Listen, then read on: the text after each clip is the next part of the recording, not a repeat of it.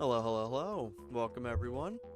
Figured today I'd do a little quick stream to kind of finish up Pokemon Snap. So I wanted to get it 100%ed. I haven't had too much time to do some live streaming recently just due to getting the new studio all renovated. We got the walls painted now. We're just waiting on the new carpet cleaning and some other stuff for it. That way I can transfer all my stuff over to there. But I did have a little bit of time. Work was a little short today, so I was like, what better time to get this done? So there's only like 3 levels left. So it's gonna be a small stream. It is completely fine. I'm fine with that little small stream. So rivers we did last time. Caves, we still gotta do. Caves I really attempted, but I think I have some ideas on what to do. Haven't touched Valley. Rainbow Cloud is stupidly easy if I recall. It's like one of the easiest ones to get. So, I shall pop right in. Starting with Caves. I think the audio and everything should be fine. There shouldn't be any issues whatsoever. If there is, let me know. If you're watching in the VOD, hope you're doing well. Let me know if there's anything audio related at all. Maybe my mic's too loud. Maybe the game's too quiet. The game's a little quiet in general, so let me see if I can fix that real quick before I do anything else.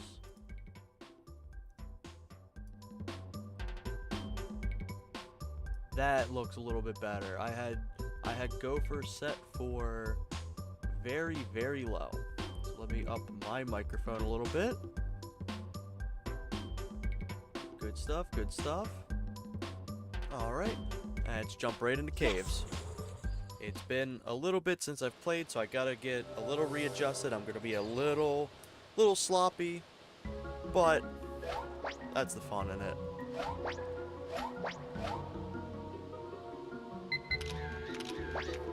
Also, I am playing this on a Steel Bowl N64 controller.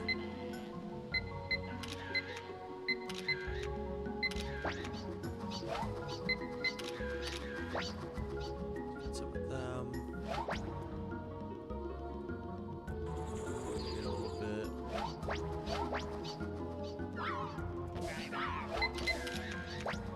Make sure you get a photo of him.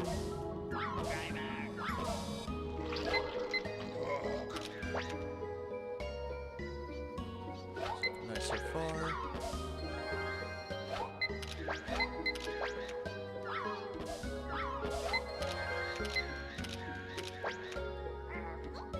That's looking good so far. Farther.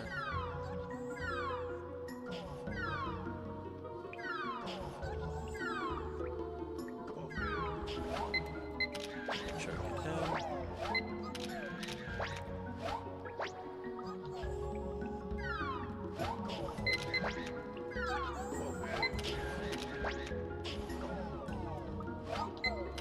Make sure I get a photo of him.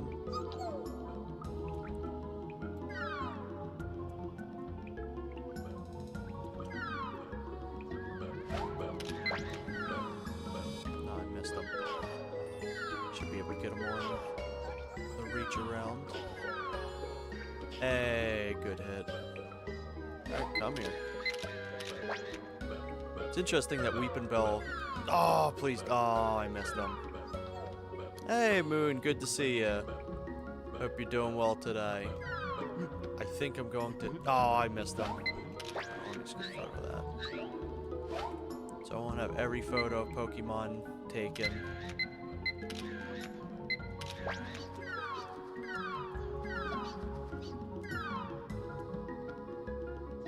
Oh, I got him. Oh, I'm doing pretty well. It's been a pretty nice day.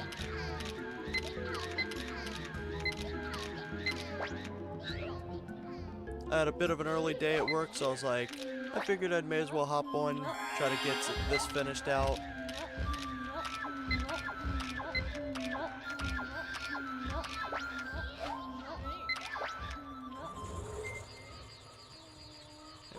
Hopefully, I don't think this is gonna be. I missed Victory Bell. but I think this should at least be somewhat close.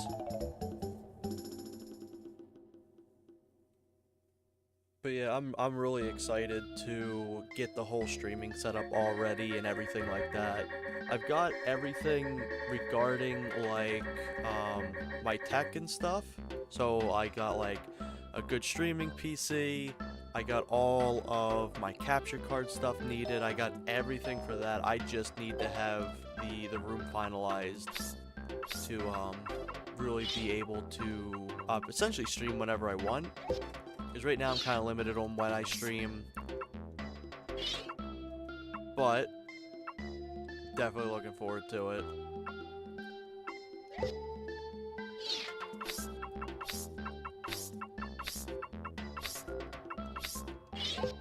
don't think it's going to give me any points, but thankfully they're not going after points for that.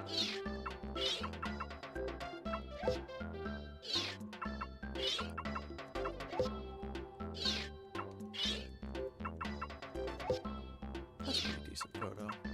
I don't think any of these are going to get points. At least on that. Nothing's beating Pikachu on a stump for Oak. That's his favorite one. I'm actually amazed I got the flying Pikachu. Alright, that should be good. Yes. Well done. Hey, that one actually got one. Well done.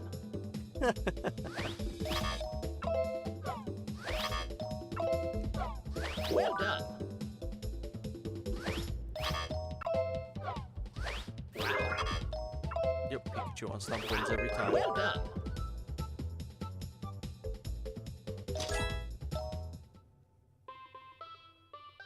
Welcome back. Ooh, good luck with it. I had a lot of fun modeling, or not modeling, redoing that DD44 model. But I was working on it because, so like, you know, the Shotgun Fun Run mod and the Ken Lob Challenge. And I was like, after Adzi had completed those, I was like, a fun little one to kind of like detox from like the more miserable experiences of them was like, I was like, oh, I'll do like a sniper. And then we were talking about it and it was like the DD44 seemed like a perfect like in the middle type of weapon to have for a challenge. And I was like, I gotta do the Adzi, like it's Adzi's favorite gun, I gotta do it. It's one of his favorite guns. So that one's pretty fun. I actually quite enjoyed playing through that one myself. I have two in the works right now. One I just released earlier this morning, which was the Goldeneye, and then I actually did one that somebody recommended on his stream. So I'm very excited to see how that turns out for Adzi, because I'm sure he's going to enjoy the chaos of that one.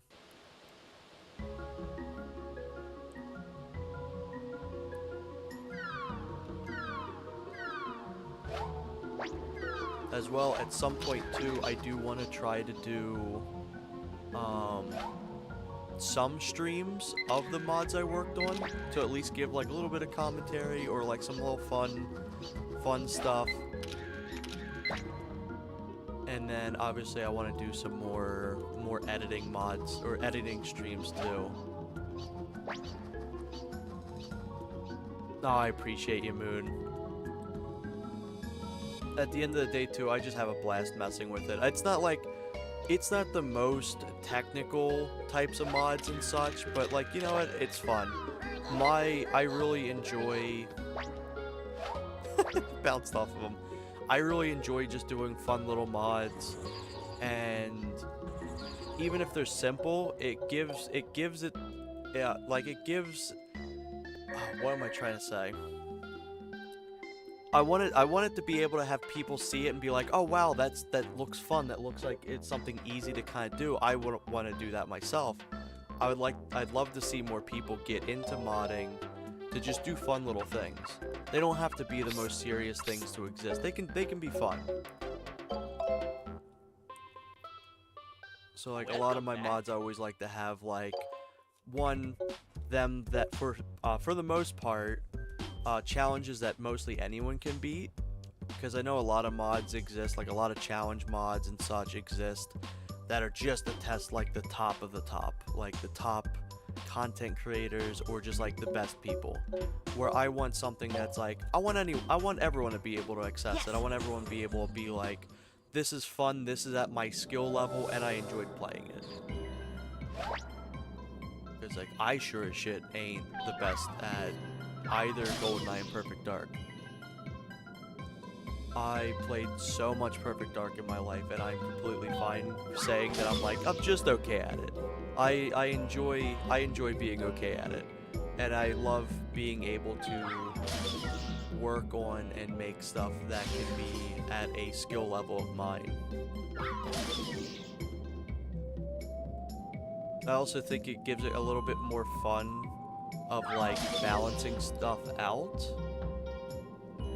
Because it's like, if you're trying to make it hard, it's kind of easy to make stuff really hard.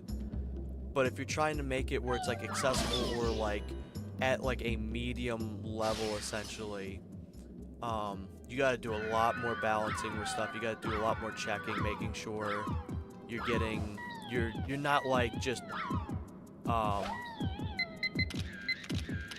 like making things like way too hard. For Goldeneye, it's a bit of a challenge because of train and control. Those two levels are always diabolical. No matter what you do, they're always rough to mod. Because control's got a lot of technical stuff related to it, and train is just, you know, train.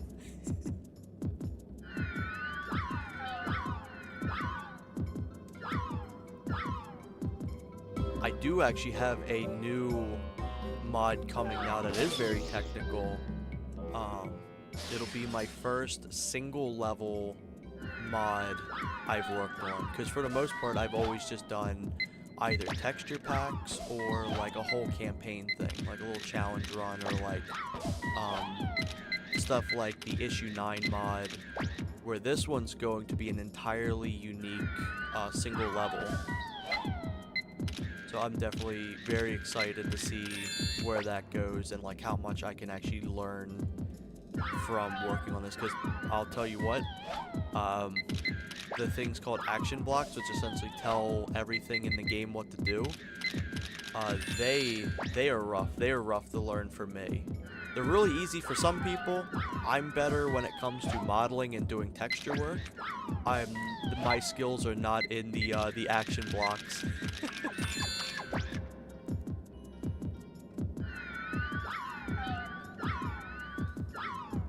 Am I gonna miss him?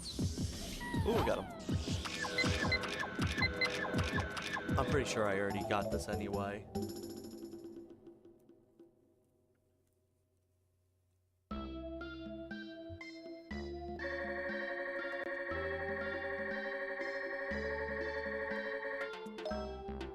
Dang, okay. Welcome back. Yes.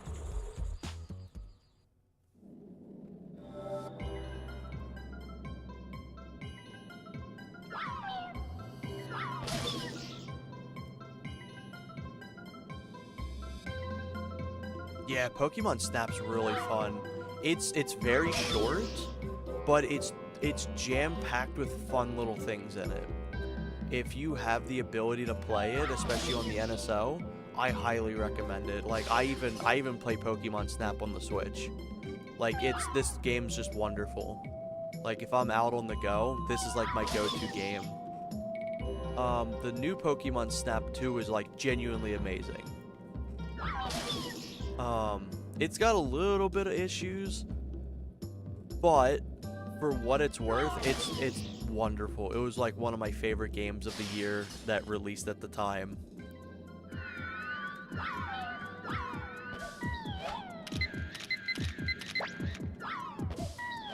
But for this, I'm currently obviously in the last level. In my last stream, I essentially completed the entire game. I found all the Pokemon. I found all the necessary stuff to complete it. And then at the end, they give you a little challenge. They're like, hey, beat these scores, all these scores, and you unlock slow-mo, which is really cool. So it kind of lets you like slow down and be able to see more of like what's going on around the world and stuff like that. Oh man, my aim's off today with this. This level though, as a kid, used to always give me so much trouble. Like I finally got down the groove because I spent so many times playing it as a kid. You essentially have to arc the pester ball and kind of like know where he's gonna like fly to. But that heartbeat used to give me so much anxiety. It's like, oh god, I gotta get it. There we go. Hopefully that's enough. If not, I'm gonna have to do like I think 4 spins with them. But as you can see, it was like really easy to get this high score. Yep, got it. Yeah, no, I want Pikachu on the stump being the best photo. So I'll leave that. Welcome back. So now that I have all the scores and stuff like that, I don't need to essentially keep upgrading my photos, because essentially, for the main game, you're trying to get like the highest score, or not highest score, like like you're trying to up your score over and over. So it's like you get a bad photo of Pokemon, you can come back, get a better photo of it, and it'll unlock new items and new levels for you. But since I have everything unlocked now, it's just purely going after these scores. Caves I was never fond of. Caves is kind of a pain to get the high score for. Valley's alright, Valley's kind of fun, but Yes. Caves was always my least favorite one to attempt to get the score. I never actually got the attempt, or never got it before on this, but also I just, as a kid, I didn't fully understand the curriculum for getting the high score. I thought it was like good shots of Pokemon, but no, it's as many photos as you can take, as many good photos as you can take.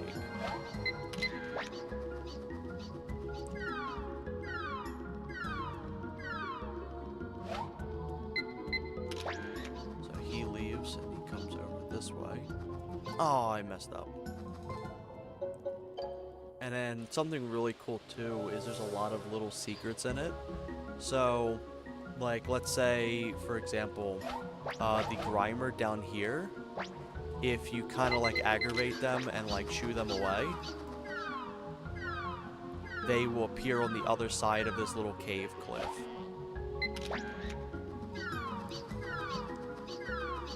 And if you throw apples at them, it doesn't really do anything if you hit them. But if you hit them with pester balls, they will evolve actually, which is really cool. So he's over here. Some nice photos of him.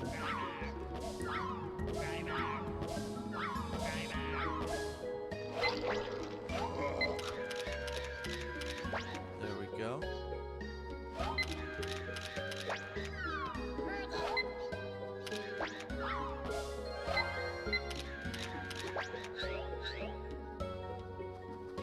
This should be a good photo. I think I got a photo of Zubat. Plus, on this right now, essentially the more Pokemon that you take, the more individual Pokemon photos that you take, it multiplies your score.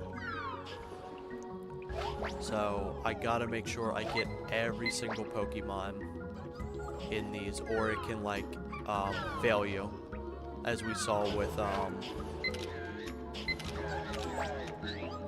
the previous score. So I'll get him. He's a pain. I don't like him.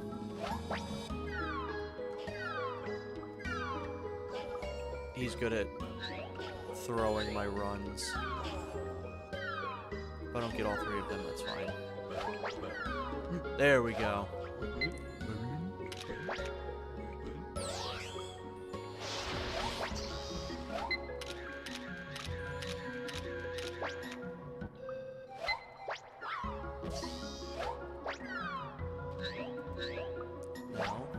see if I can get Pikachu.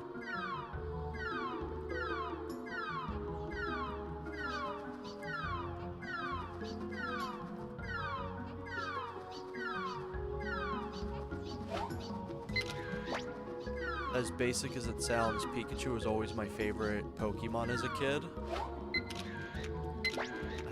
I hope that caught a Pikachu. And Pikachu appears most in this game. He appears in just about every single level, which was perfectly fine with me.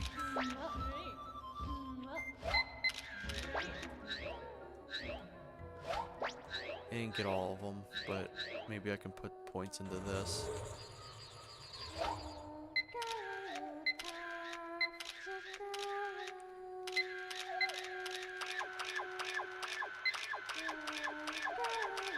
As long as that caught the Pikachu in the photos, I think that should be good. Something really interesting is for a long time, emulators could not run this game properly. The camera could not detect Pokemon whatsoever. Eh, got it. I did get them all. It could not detect Pokemon whatsoever, and all your photos would just, they just wouldn't register at all. Also, here's the question. Will the fake Bulbasaur beat out the real Bulbasaur?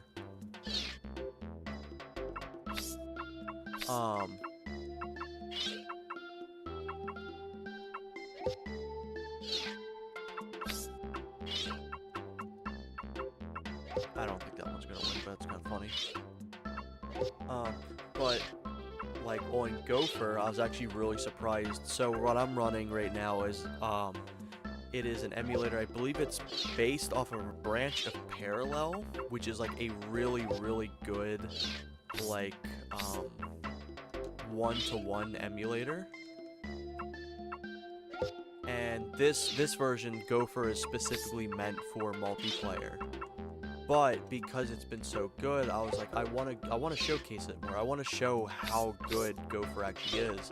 So I was like, a good game I think that would go well with it is Pokemon Snap, because of how much of a pain Pokemon Snap is to run on most emulators, or at least for a long time. Well done. It did not beat him.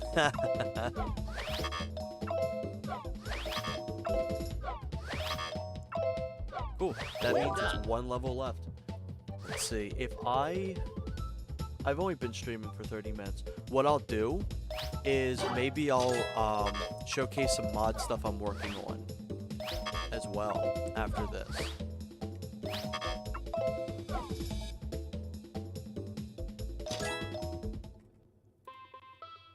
I'm going to be honest, I expected caves to take a little longer to beat than it actually did. Child me just was not good at the game. So, Yes. Hyper Valley. At some point as well, I want to do more Pokemon stuff as well.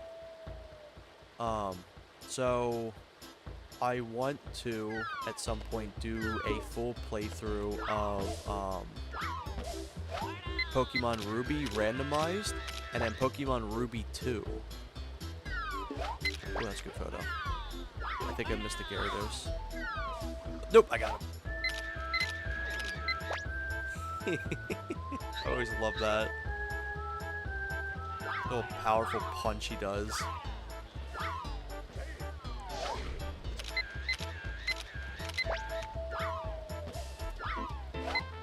I always love this little guy. I was never a fan of Sandshrew. Or, Sandslash.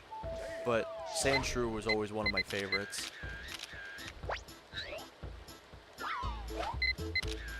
Get a photo of him just in case I miss. Thankfully, I can just get good photos of Graveler down here. Oh, that should hit him. Oh, that should have hit him.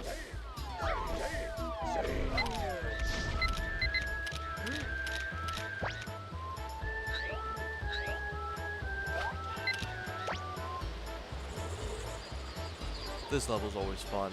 I love how dynamic it is. Get the boys. Magikarp. Launch him into the river.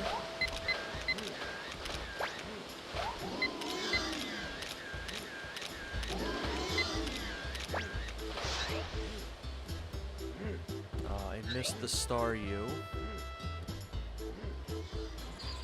Hoping I find one down here. That should have counted. There we go.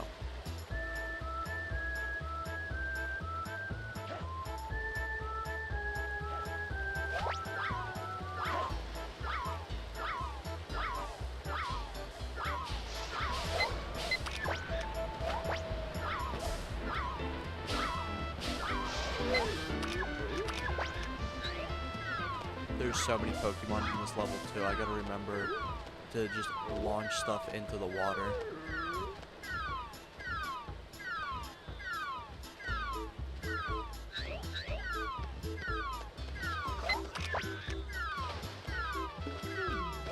There we go. That should be a good photo. If it captures. I hope it captures. I looked away for 1 second and Dratini appears.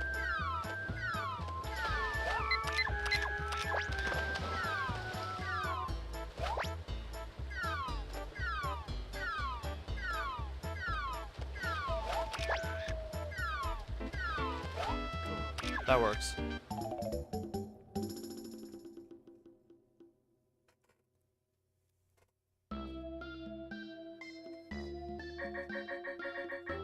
I have a feeling this run isn't going to win. Oh, I agree. Hey, I got it! Wow. Damn. I used to be able to really keep track of Pokemon. Like, up until, like, Gen 5, I had them locked down. I was able to, like, remember, like, mostly all of the original 151, and then all of Gen 3 and stuff like that. And then Gen 4 I remembered a lot of, and Gen 5 I do. But it was like, once they went 3D, I was kind of like, I was growing up a little bit, and I was kind of like, I didn't really care for X and Y.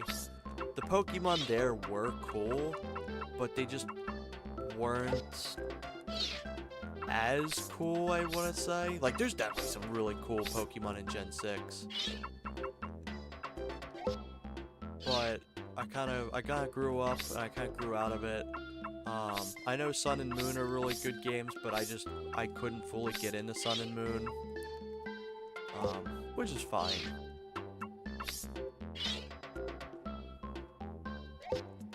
I never got into Ultra Moon. I got halfway through Pokemon Sun. I actually have the collector's edition right next to me. But I never fully got into Pokemon Sun, unfortunately. I played some of Pokemon Sword and Shield like years after it came out. And then I played Pokemon Legends Arceus. That one was a lot of fun. I really loved Pokemon Legends Arceus. That was probably one of my favorite Pokemon games to come out. But I didn't play Scarlet or Violet. That's a good photo. I didn't play Scarlet or Violet or ZA. Maybe I'll play ZA at some point, but it's not really on my to-do list. Yes.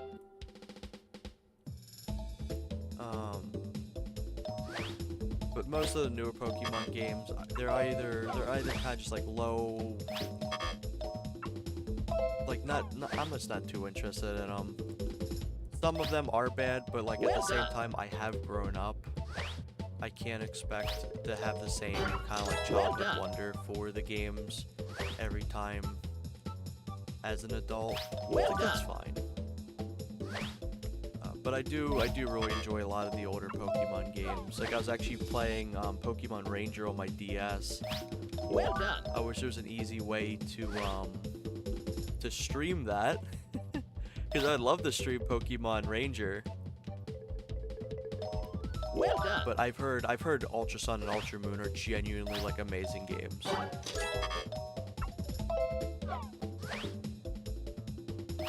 Well done. I did really like, one of the mechanics I did really like Well was done. the ability to take photos of Pokemon. I think you could. I think it was like you take photos of Pokemon, or it was like you could like peep through holes or something like that and like watch Pokemon in the wild.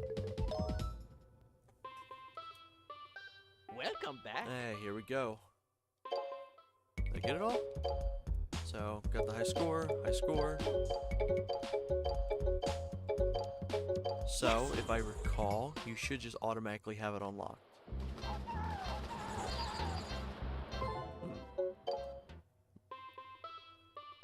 Welcome back.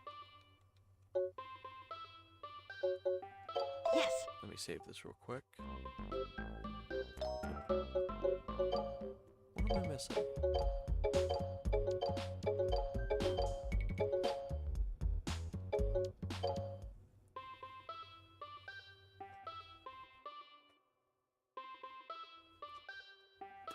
Let me see what I'm missing real quick.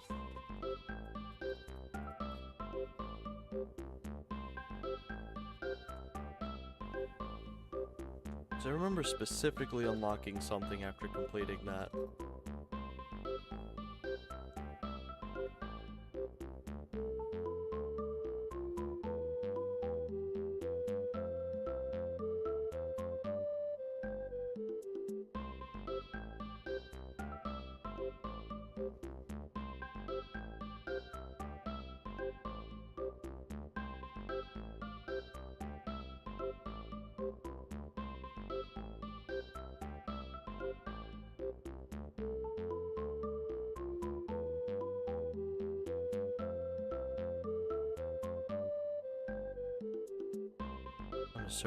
Currently searching up to see if this is even a thing, because I swear to God this was.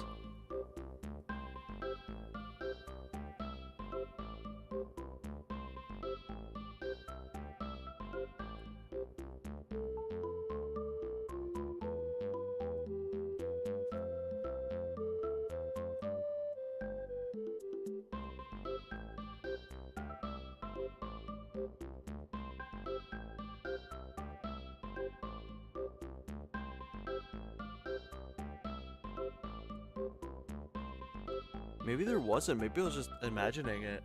I swear to God, as a kid, I remember seeing there being a slow-mo.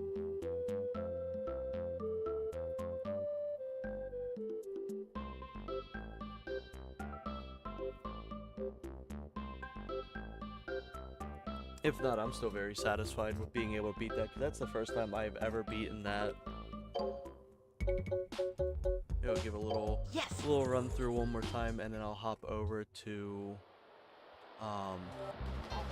some of the mods or something like that.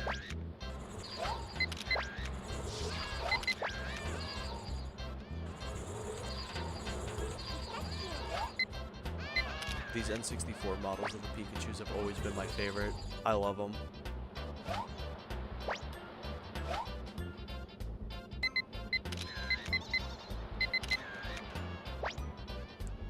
I wouldn't mind streaming the new Pokemon Snap in the future, because that game was genuinely fun. It goes on for like just a little too long, but it's like, hey, we haven't had like any Pokemon Snap content in like 20 years or so at that point. So it's like, you know what, I'll take having like extra content in there, because like who knows when we're gonna get another one. And then also something really cool was they did a surprise DLC release, which made me think they were gonna do more, because it was just like a surprise, and then there's like areas in new Pokemon Snap that look like it could have DLC areas that ended up not.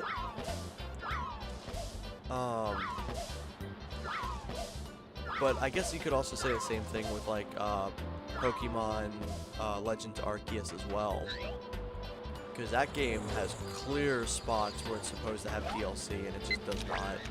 It was very surprising.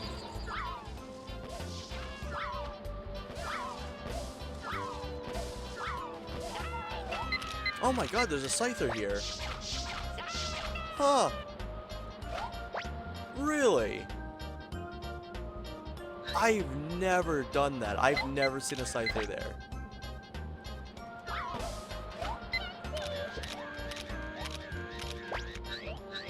But yeah, no, I love this game.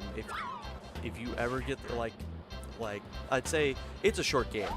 Like you can complete it in, if you're taking your time, like 4 hours. There's essentially just completing the game, getting all the way to the end, and taking a photo of Mew. Or you can get you can also find all 63 Pokemon. Originally it was supposed to be 64 because, you know, Nintendo 64, but they cut Ekans because they had cut a desert stage. They actually cut 2 stages. There was a stage for the desert, and then there was a stage for a haunted mansion. That one got cut kind of early because they realized there's only 3 ghost Pokemon and they're all the same line.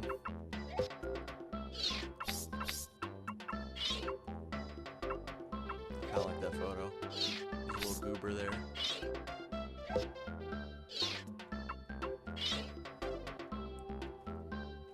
I'm just getting a photo of him.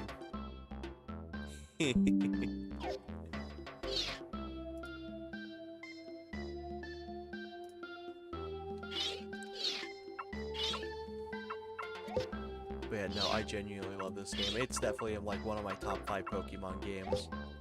I love being able to kind of just like exist around Pokemon, which is kind of why I liked Pokemon Ranger so much, and just the Pokemon Snap series. Because the big thing I always enjoyed about Pokemon as a whole, was like exploring the world around you instead of like collecting and stuff. I always enjoyed like kind of like going out in the wild and like observing them and stuff like that. Back when it was kind of like they treated Pokemon as like these mysterious creatures that you're actually like researching. It's probably also why I really liked Pokemon Legend Arceus, because that one you kind of like explore the world and observe Pokemon just out in the wild. Damn, that first photo is never gonna win, or never gonna get beaten. Well done.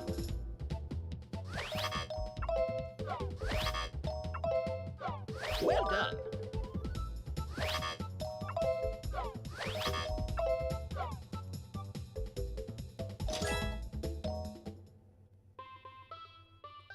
Welcome back. Yes. Alright. I think that's it regarding Pokemon Snap. I don't think there's anything else for me to do, if I recall. I swear to God there was like a slow-mo feature that you would unlock for 100%ing. But I most likely am probably wrong. I didn't see it online anywhere. It was probably just like one of those childhood things being like, oh yeah, if you like take 64 photos of Pikachu, you unlock like Gold Pikachu. So if you give me about like 30 seconds, I can pull up some of the mods I'm working on and kind of show off some of the fun stuff. So for this, I'm going to close out of here. And I'm going to go into a quick BRB screen. Be right back.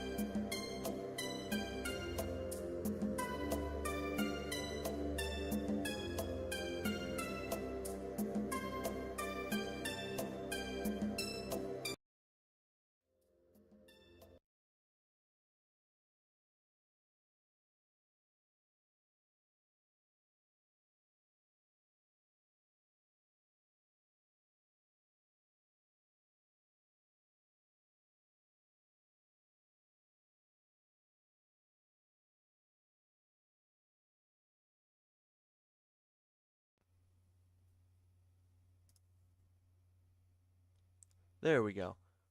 I was having some mic issues real quick. So, let me also open up one of these folders so I can get some music for us. So this is the single level mod that I've been working on.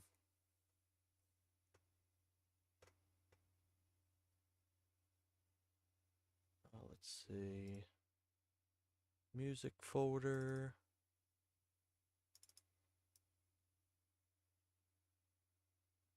Here we go.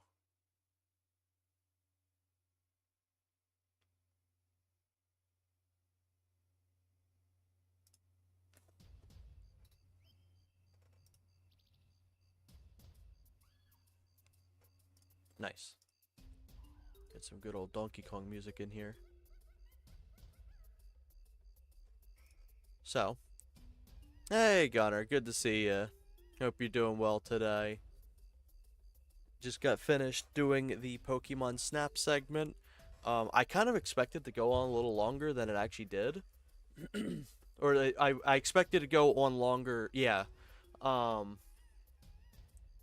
So I was like, I still got like another hour or so. So I was like, I want to show off some of the stuff I'm working on. I've been doing pretty good. Had a little bit of short shift at work today, which was perfect. So I was like, I got home and I was like, you know, it'd be a good time to do like a little stream. I'm getting my studio currently finished on the 5th in 4 days. So getting it like new carpets in, and we've already got the walls painted and getting like ventilation installed inside there. So I'm really excited for it because then I can be able to stream more regularly and essentially stream at any time. So I'm really excited for it. I'm planning on doing Pokemon stuff, Goldeneye, Perfect Dark related, pretty much Nintendo 64. I'm down to do like a lot of like indie games too. Like I have like some stuff planned for some indie streams. So it's been pretty good. I've been pretty happy. Something I've been really happy about is working on this recent mod. I'm still like ping-ponging, working on like 4 mods at a time, but I've been actually like completing them now. So I've gotten like 4 of the 7 I was working on done. So now I'm kind of getting down to that final segment. I haven't been working any more on the Doom mod because I've been wanting to do it exclusively on stream. I wanted to show off more stuff because I did a lot. I did a lot off stream, and I was like, damn, I could really like show some of the stuff off, but it was a lot of annoying stuff. Or not annoying. It was just kind of like stuff you wouldn't really be interested in. Like I was going through the sound editor and like pitching sounds properly and stuff like that. But with this mod's like nowhere near finished. But it is the first level that I've worked on like 100% on my own. Like there's no presets, there's no like let's say if I worked on like Dam. It is a demake level. It's a really fun one. I've really enjoyed what I've done with it. So the premise is it's Area 15. Bond exists in the same world as Perfect Dark, and he was sent to Area 51 to also recover Elvis. However, Bond got mixed up, and he essentially went to the wrong area. So it ended up working in his favor though, because he has to retrieve an experimental weapon from there. So how I worked on this. So it's custom geometry from Rec. Me and Rec were talking about how if he wanted to include the entirety of Area 52 or stuff like that. So I did get a lot of help with Rec. Rec ported over the map, and he got all of that stuff set up.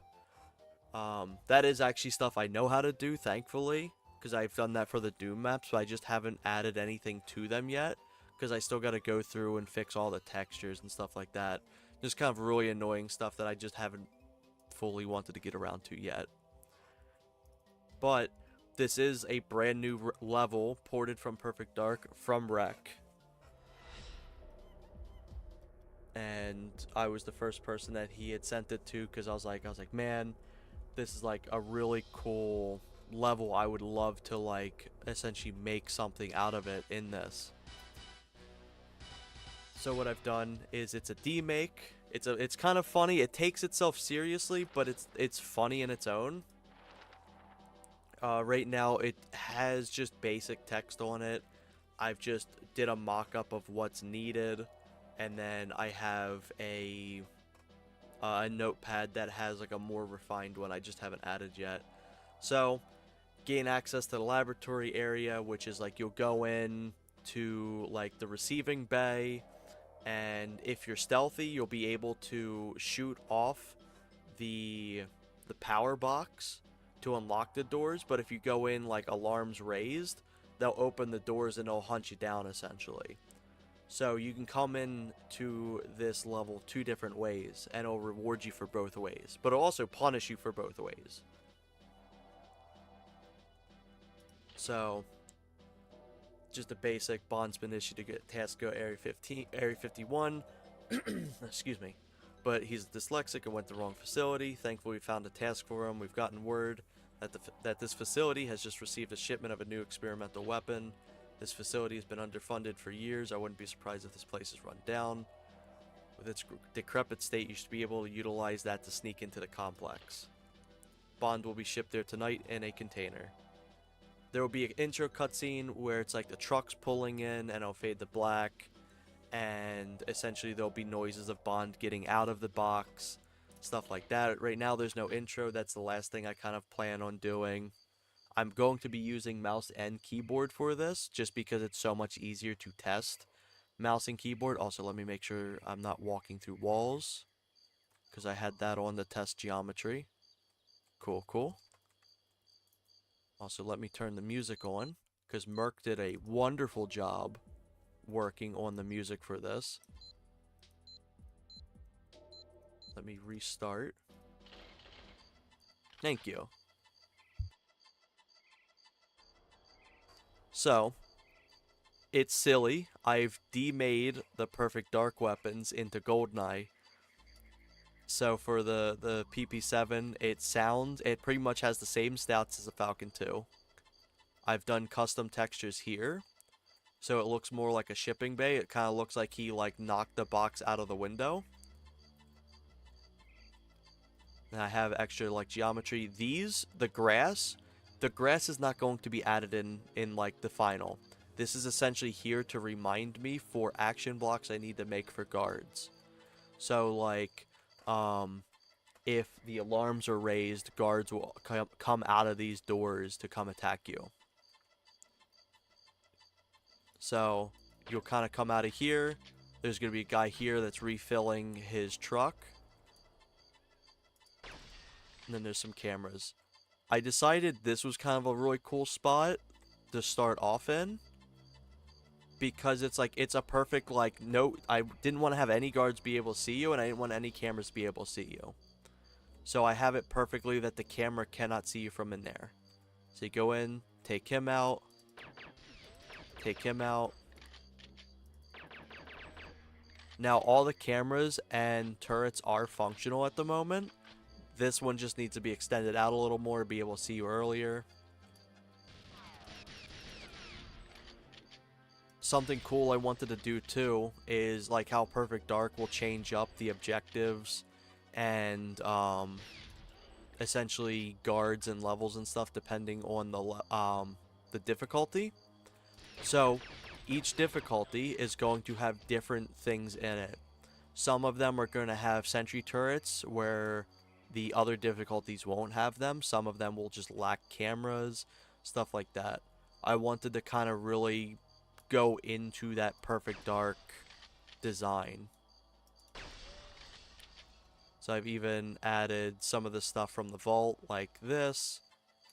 Also, this song will not loop, so it's just going to be quiet now. I'm just going to play music. So, you'll come back here. You'll take this out, which will now unlock this. take out these guys. This guy's usually like on the computer. If you come in here stealthy, you'll press this, which essentially gives you the clearance code of being able to go inside the facility. Now, how I did this, how I tackled Area 52, because obviously Area 52 is a very small level, if for a single player level. It's just essentially like, what, 5 hallways connected to 3 areas? Thank you. There's still some more I want to do with it. Like, I still want to change this up a little bit, but I like how this is. If this ended up being the final, I'd be okay with it. So, how I worked around it is it's not going to be the actual facility. It's going to be the cargo bay of... oh, yeah, absolutely. Give them, like, the little motorcycle. But it's going to be kind of like the receiving bay of Area 15. So it's going to be like where all the trucks come in and the shipping supplies come in for the facility. So this is just the whole receiving bay. This would be like where the facilities actually go into. I also have this here because it's a test.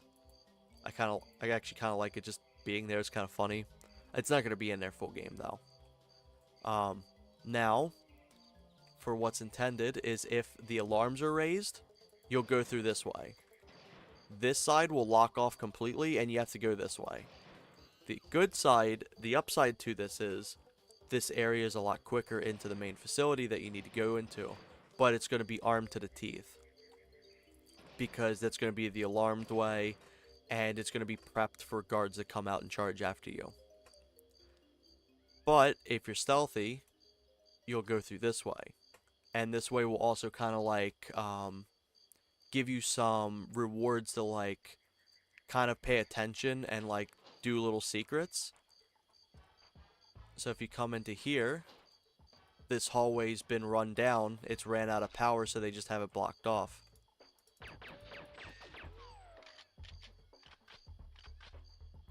So if you open this up, throw this in here, you'll be able to take out the guards and the turrets right from there. Because the guards that are inside are going to be a lot tankier. That way, kind of similar to like how Perfect Dark's internal Area 52 or Area 51 guards are.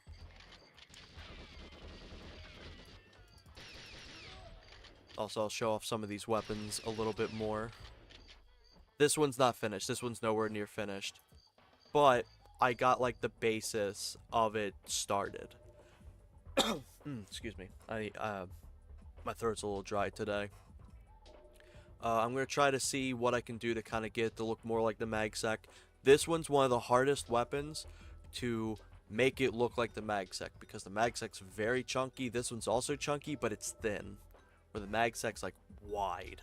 So I got to kind of figure out what I want to do with that.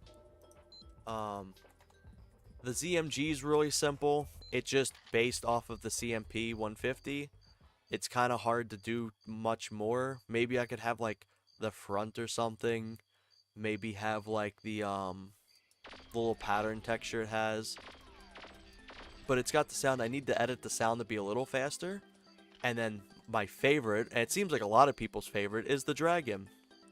Or in this case, the super dragon. I really like how this turned out. Because I got the UVs, which essentially is where it tells the textures where to go. Like, almost perfect. What I did for this is I combined multiple dragon textures into one 64 by 64 texture. And then grayscaled it. And then I painted it through the editor.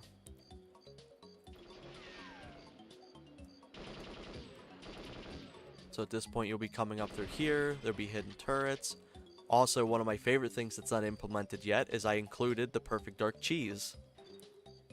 Now, in the final release, when you shoot this, it will drop a dual PP7s.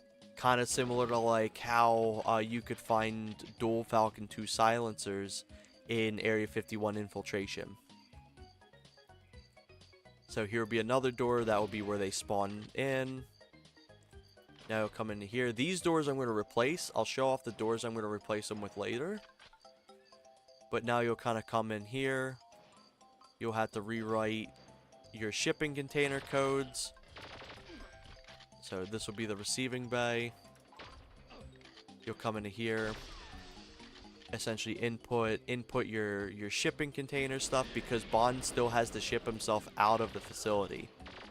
He has no other way to get out besides just hiding in a box again and shipping himself out.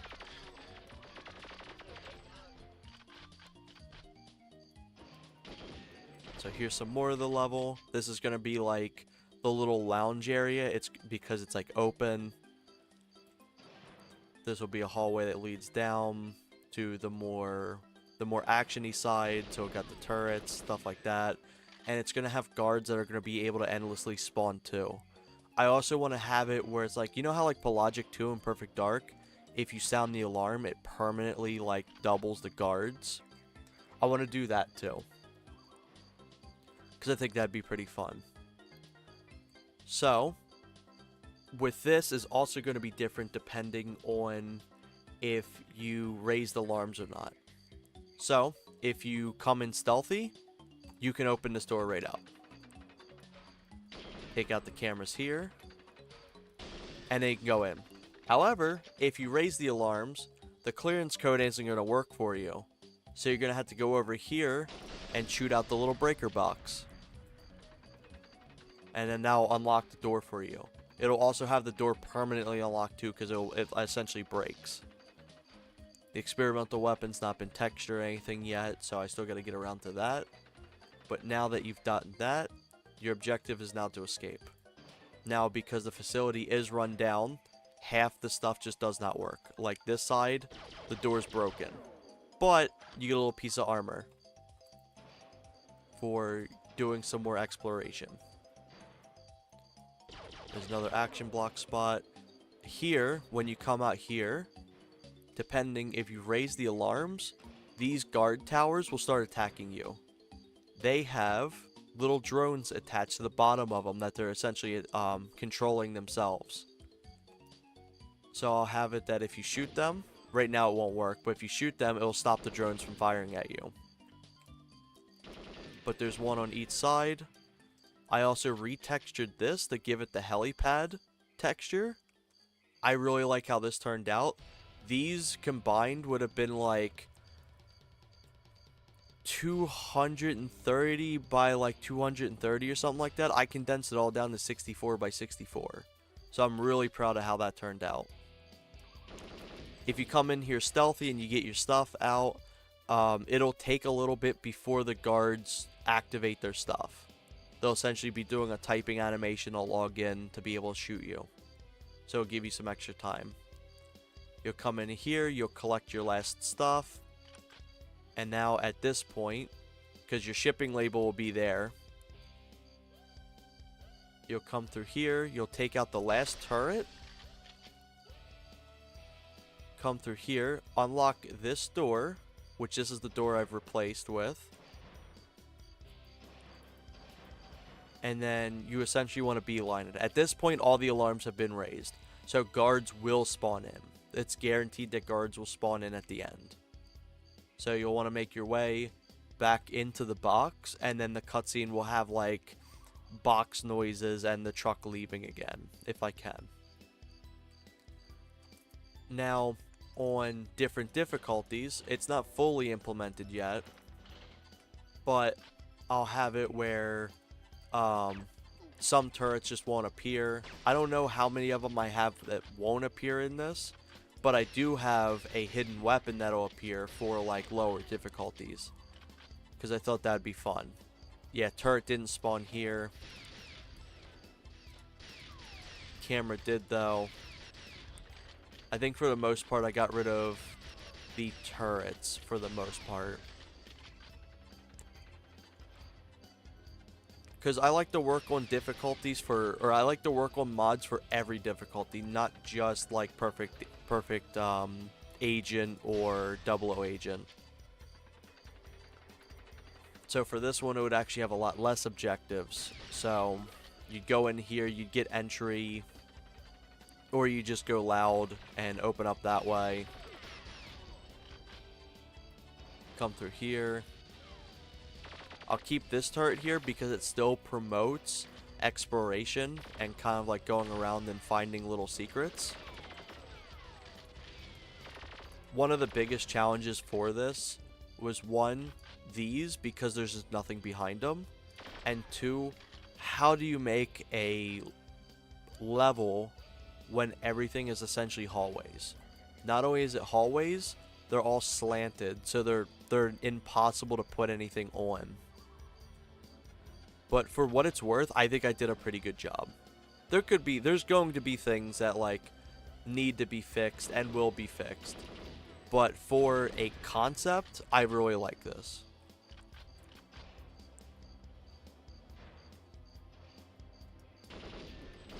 So here, it doesn't have its own weapon skin yet. But I incorporated the Super Dragon's grenade launcher in it too.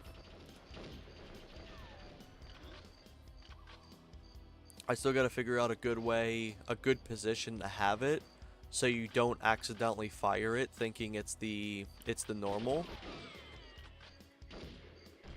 But I thought that was pretty fun.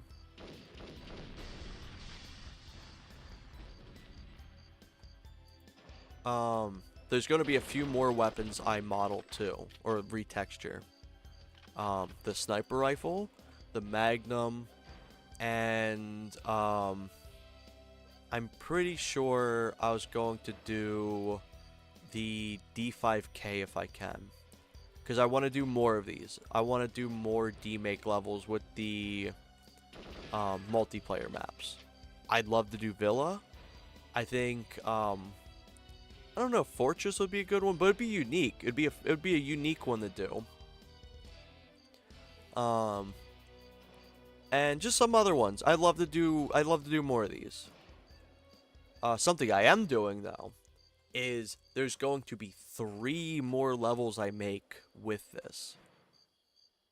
There's going to be, because Perfect Dark has 4 levels of Area 51, and I thought it would be, one, an appreciation to what Rec has done for importing these levels, and 2, it'd be kind of funny to do 4 levels on this map because Perfect Dark's got 4 levels of Area 51.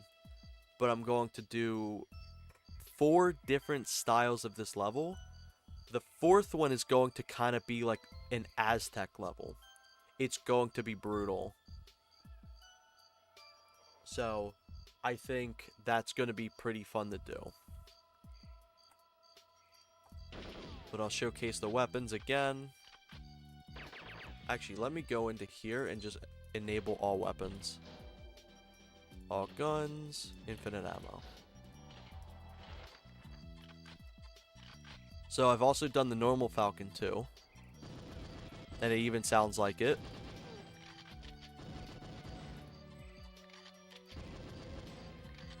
It's also got perfect accuracy as well.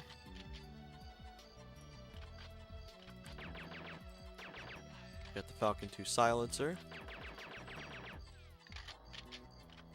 Now some of these weapons won't be dual wieldable, and maybe they will, but I'll show off why some of these can't be dual wieldable. They kind of freak out from the edits and stuff.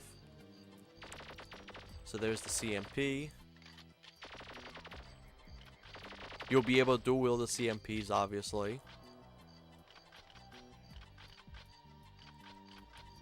What I'm going to do as well is I'm going to add the pain sounds from Perfect Dark into this as well.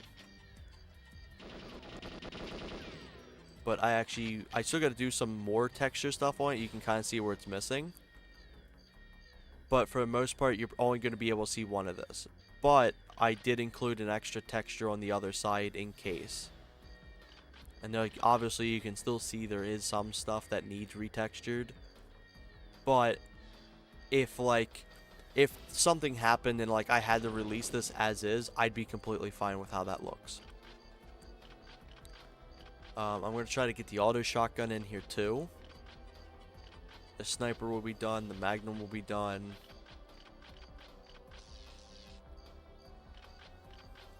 There's the grenade launchers.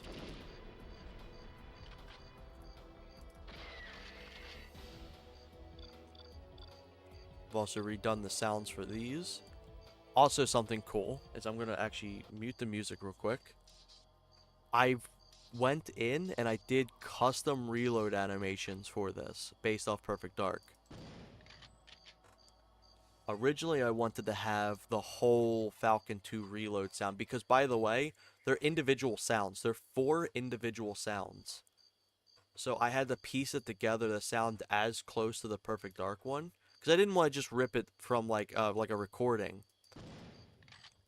And I play tested a little bit. I did like the full reload, but I felt it was kind of annoying because you know how like you come into games and you'll fire one shot and you reload, especially Goldeneye. It got really old hearing the full reload animation. Plus, it just didn't fully fit. Like, by the time that you get back up, the cocking sound would still be going. So I shrunk it down, and I kind of really like it.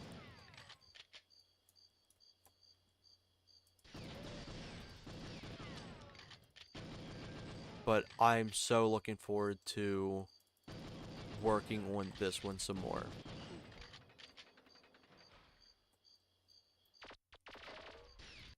Now there is some other ones I've been working on. There's smaller ones. Before I show them off, I'm actually going to grab a drink real quick before I stop sounding so hoarse. So I'll be right back.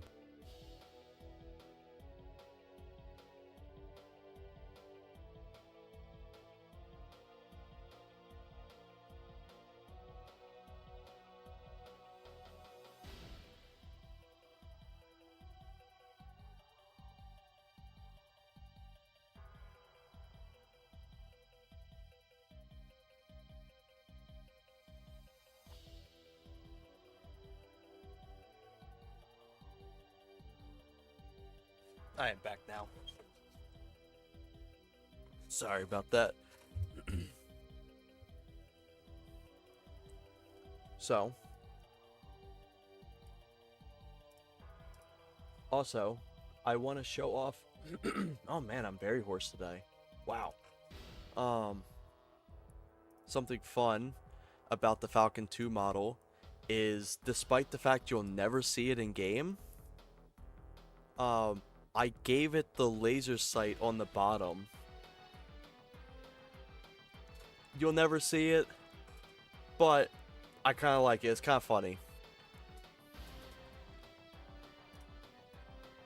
And then for the full thing of the Super Dragon, now there's going to be some spots that you don't really see because the editor has an issue showing some textures.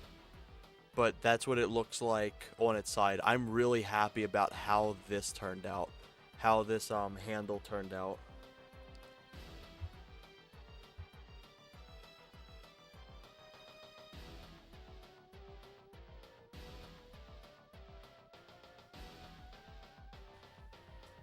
There's still a little bit I want to do down here and stuff like that, but I'm really happy with how all that turned out. And here is the object model too. It's very bright right now. I do got to go in and fix it because it glows, which was kind of interesting.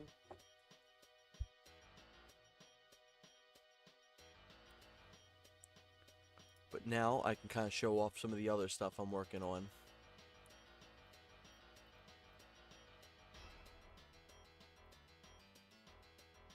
I did have a really bad corruption happen with this mod. I spent 2 hours working on this thing, and I went to save, and it saved fine. Like everything worked out fine. And then like I reloaded it, and everything in the game was corrupted.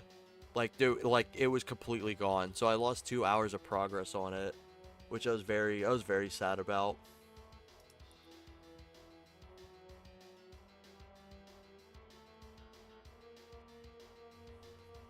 Oh, let's see. First off, I'll show off this mod. Oh, I guess not. 1964 crashed. Alright, let me reload it. So, this one's called Boxcar Blowout. Yeah, I was so devastated because it was intensive stuff too. Like I was fine detail painting the level and stuff like that, and I was working on action blocks and getting stuff like just the annoying stuff like detailed in, and then it was like all gone. I was so heartbroken.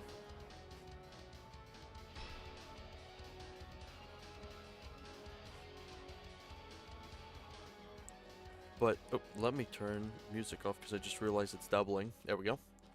So, this was a fan requested mod for ADSI. I don't remember entirely who had fully requested this, but I was like, you know what? I like that idea. It's kind of fun.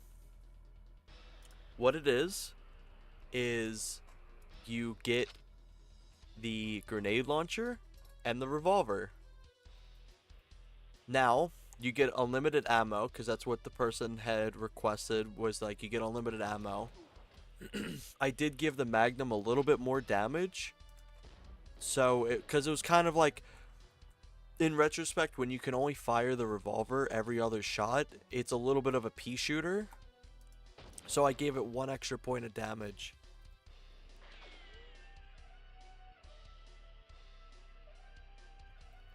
But,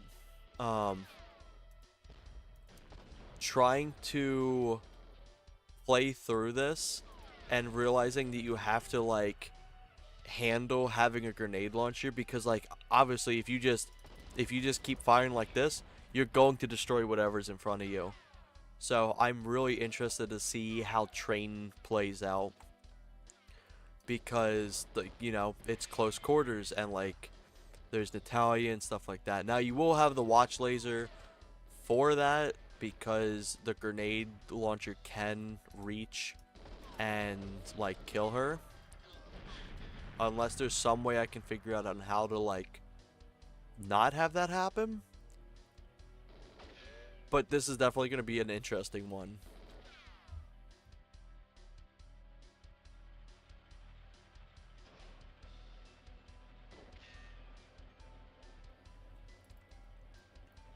But this was a quick mod that I could just like throw together real quick. Plus I was like, this is genuinely like a fan request that I thought was pretty cool. I even went in, gave it a new reticle, and edited the weapon model some, because I wanted them to kind of have like, I base it off of if the grenade launcher had the revolver skin, and the revolver had the grenade launcher skin. So I thought that one was pretty fun. Coming into here. Let's see.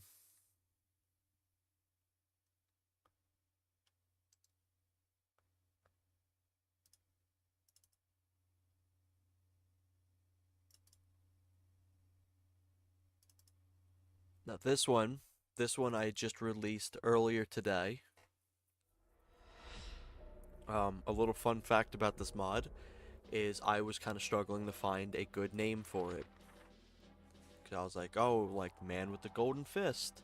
Like I was trying to think of something, because like essentially the thing is, Bond is entirely gold, and because he's gold, he's got like an extremely wicked punch.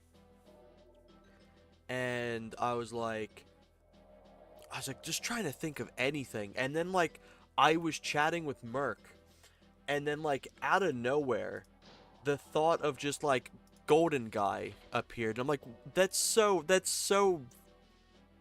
like obvious. Why wasn't that something I thought of? So now it's Golden Guy. That's really funny. With this, the story, the backstory to this is, Bond has essentially been turned to solid gold which also leads him to having a wickedly powerful punch. MI6 still requests that he retains all of his work equipment with him. However, due to Amazon's request, he's not allowed to use firearms anymore. Because, you know, Bond, he doesn't use firearms, obviously, according to Amazon.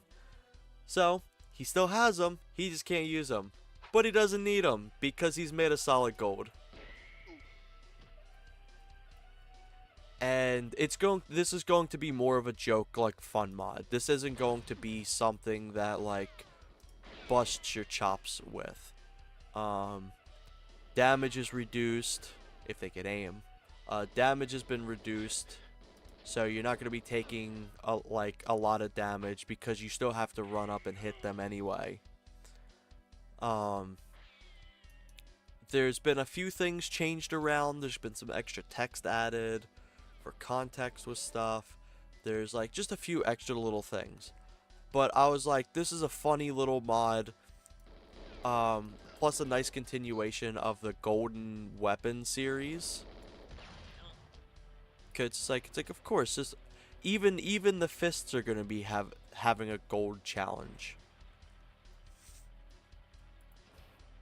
How I've also kind of relegated challenge mods as well is the golden challenges will usually be more wackier, and then the normal weapon challenges are going to be just kind of more straightforward. Also, I've made it that not every time there's a slap there's a sound, because I know it could get really annoying to hear that slap sound over and over and over. Sometimes it happens, or it's a little too quiet, or like it doesn't happen enough, which I'm not entirely a fan of, but I'm still kind of happy with how it turned out. Now, Amazon never said you can't use mines, so he still gets his mines for his objectives.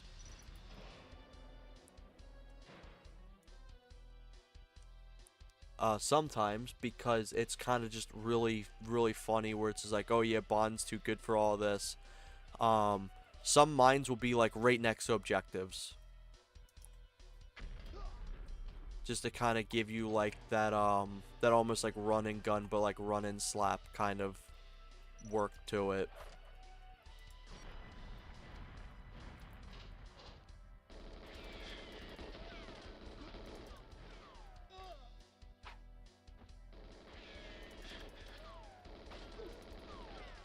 A little fun fact about this mod too is usually whenever Adzi is streaming, I work on mods. Because it's nice to kind of like hear Adzi talk about stuff and like read chat while I work on this stuff. It kind of motivates me to do more of this stuff. Originally, a few weeks ago, I was starting to work on a mod that's just called Gold. I don't know if I've shown it off before. It's joke mod. Everything's gold. Every single thing is gold. And I got sidetracked with that because it turned out I ended up having a lot more problems with that than I expected. And I ended up starting working on this. And then I got sidetracked from this because I needed to change some stuff in train and control.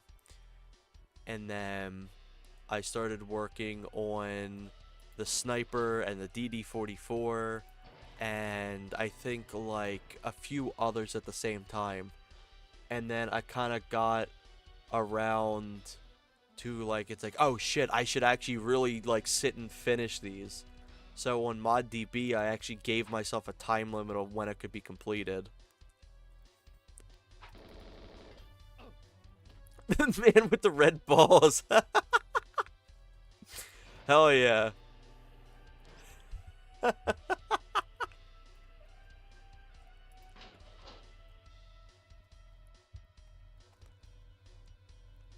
Rudolph the red-balled agent.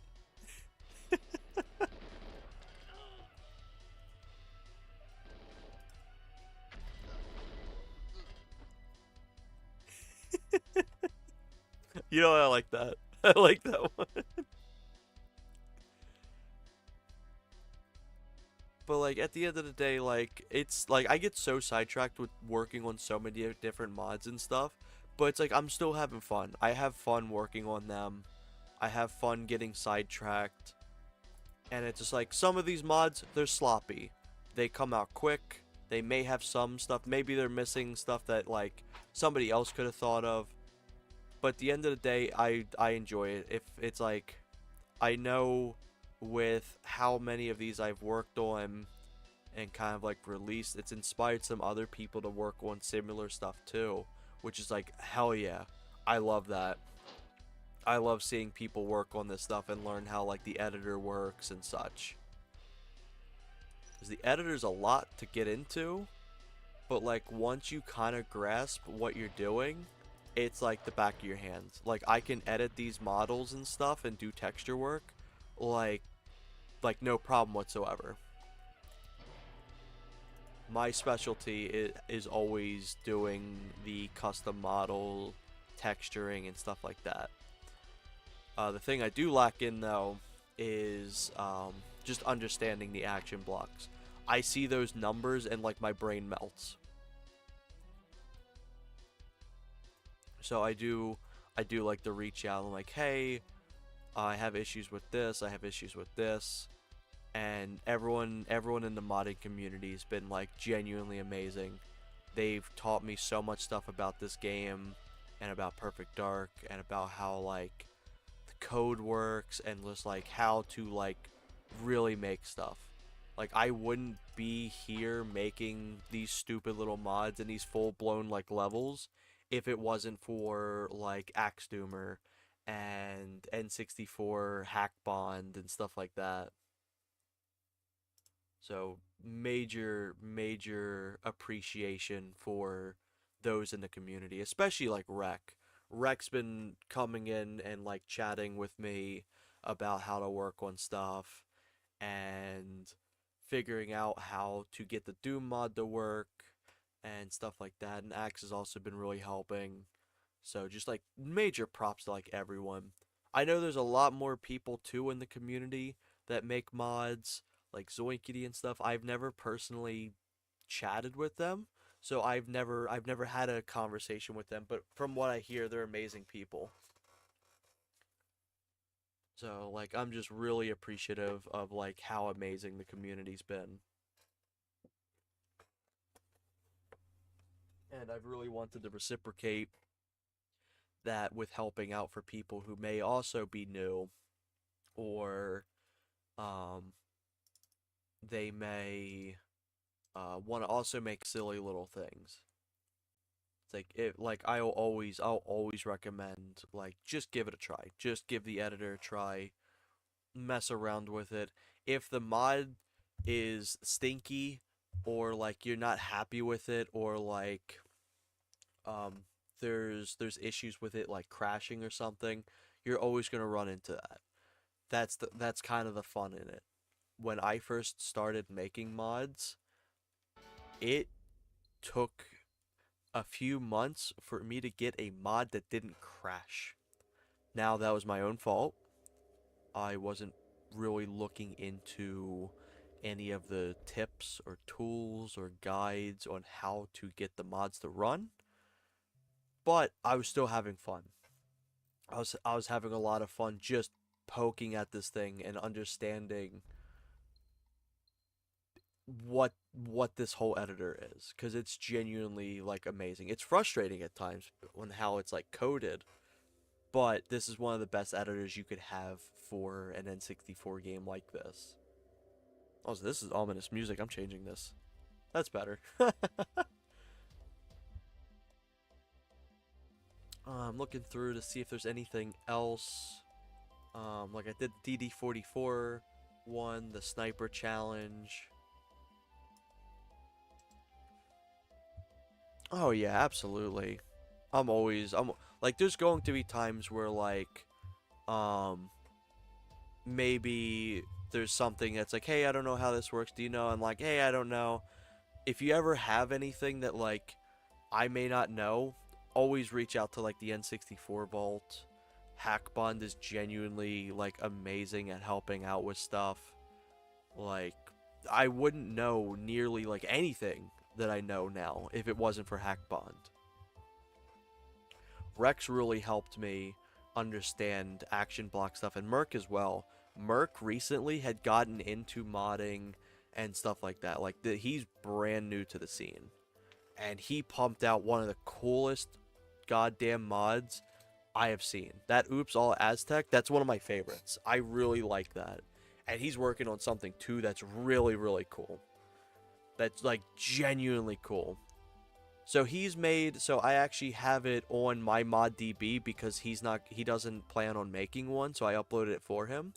He's released the Oops All Aztec mod, which is every single guard has been replaced with Aztec AI, which may sound simple, but he essentially had to dig up that entire game's like AI and enemies and stuff and redo every single one of them. And he's working on a really, really, really cool mod. One of the coolest that the scene is going to see if it turns out well. And I think Adzi is going to showcase some of it tonight. I'm going to refrain from showing it here just so it can be shown off first with Adzi. But he's like a prodigy when it comes to like these action block stuff. Like my eyes go two different directions when I start reading like the code and stuff. So if you want to see what he's done, it's on my mod DB, and I think I've also posted it in the mod showcased in Adzi's Discord server. Like that mod is genuinely really cool.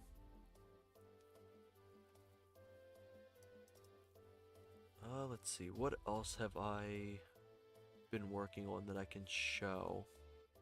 Because I've shown the Doom stuff. I haven't worked on the little joke mod I was working on. I was working on a little bit of Perfect Dark, but Perfect Dark's very finicky with its stuff.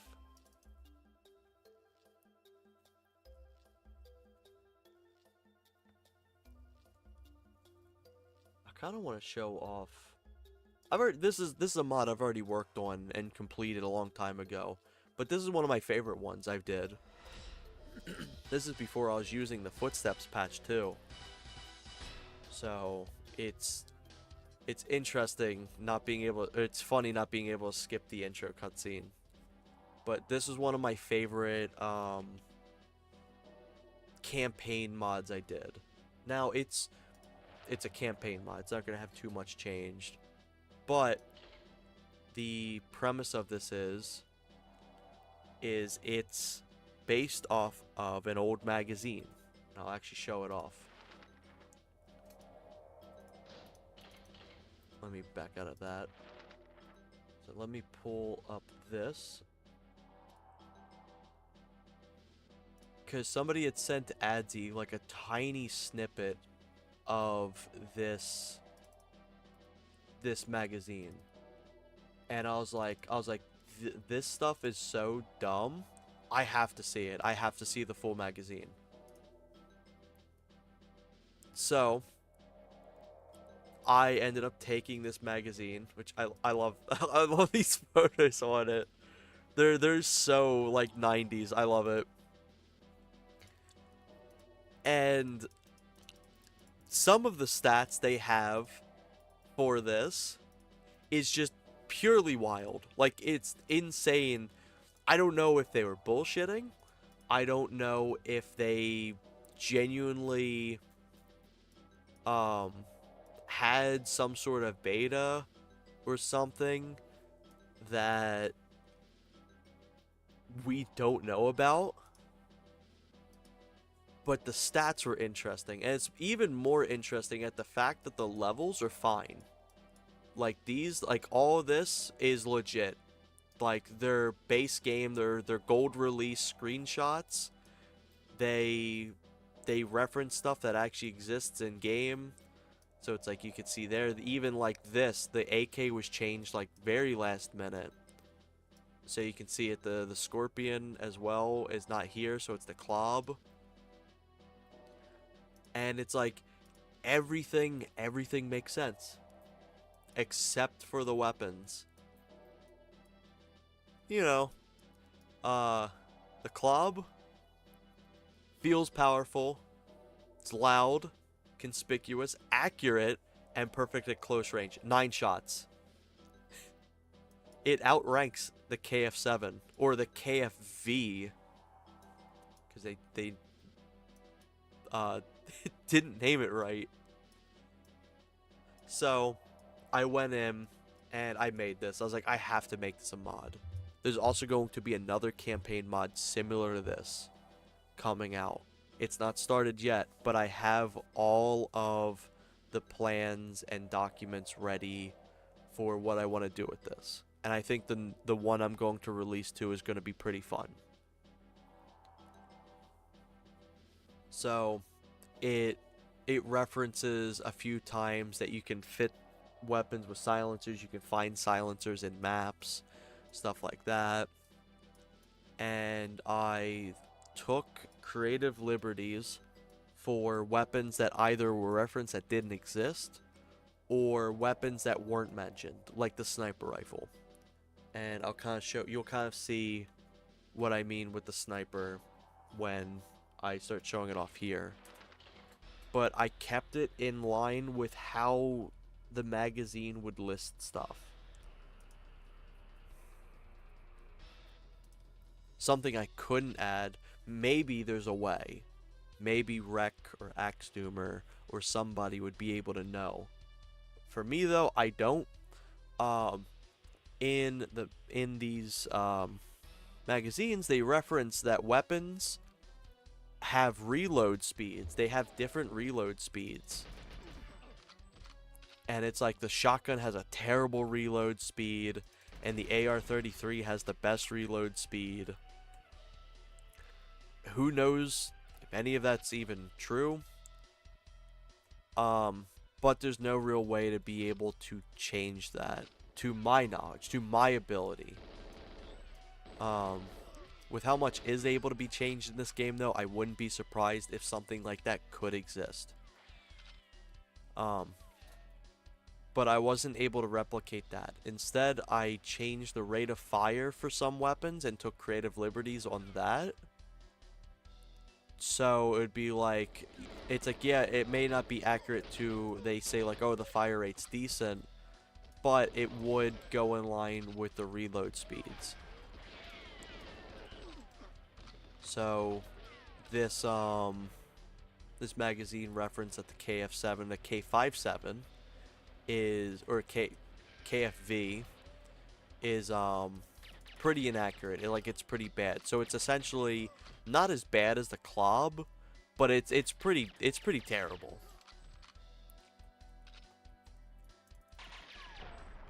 Something I did too that's a little creative liberties is, so I figured there should be a little bit more of an upgrade to having the silenced variant of a weapon. So I also made them more accurate. So as you can see here, the PP7's kind of inaccurate, whereas the PP7 silenced is nearly perfectly accurate. Just to kind of give you more incentive to go around. Despite the fact being silent is already a good incentive. But it's just like, hey, maybe sometimes you want to snipe with it. This will give you a perfect opportunity to snipe. And then in here, I've also changed the names and stuff like that. And then I'll show off the sniper after this.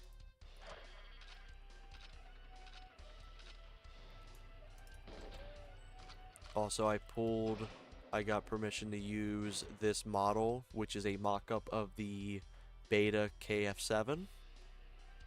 So I thought that was pretty cool. And then I also edited the Clob to kind of look like the old beta version too.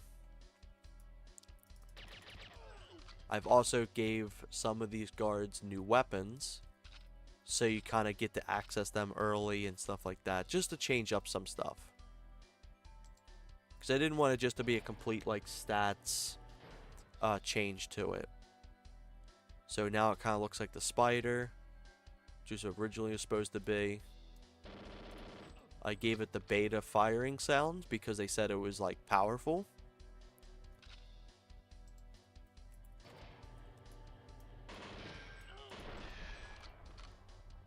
I think I got this one. But I'll shoot the last guard with the sniper. Now with this, it's got 12 bullets now. I think it's slight. I think I gave it a slight bit more damage, because the way they would have made this sound, it was like, oh, it's really powerful, and it's got 12 shots, and stuff like that.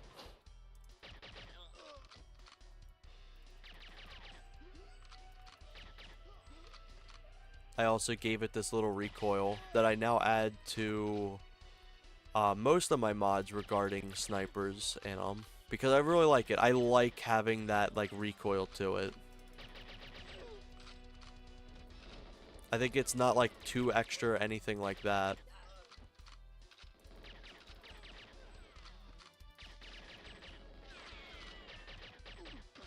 But regarding like full-on campaign mods, this is definitely my favorite one, I think.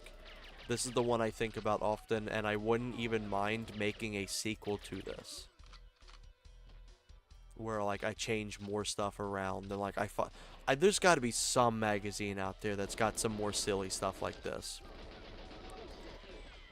Another mod idea I had based on a sequel is I wanted to take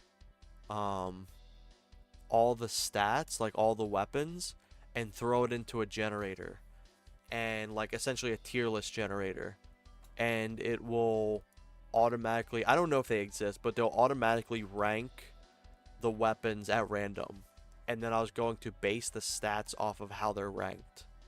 I did it a few times very slowly. I did a wheel spinner with each one, and then I put them in the rank on based on what they were. So I had like S tier, S1, S2, S3, S4, and it would be like A tier, A1, A2, A3. That way they were like perfectly lined up. And it was funny, one time, the one I did that made me end up redoing it is it essentially was just opposite day. The RCP 90 and AR 33 and the laser and the Magnum and stuff like that were all bottom tier. They were all at the bottom, and like the Clob was S tier. And I was like that's too funny. But like maybe that'll be for like an April Fool's one, like all the stats are changed around or something. But I want an actual authentic, like everything's stats are randomized and stuff like that.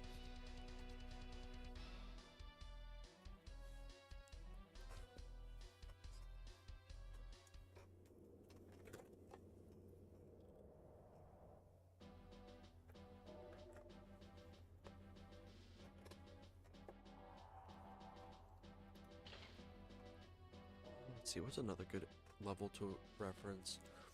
Something I did as well is I included like secrets throughout. Like you're gonna be able to find secret stuff in it, and if you pay attention, you're gonna be able to find like little alternatives on clearing out areas. Like a facility has a hidden shotgun in it. Train's got a hidden shotgun in it. Some of these levels got hidden extra things. Aztec has a little bit of everything in it for you. Something as well is they referenced the DD44 being automatic. So I've also turned it fully automatic. And you also start with it in this level, which I thought was fun. So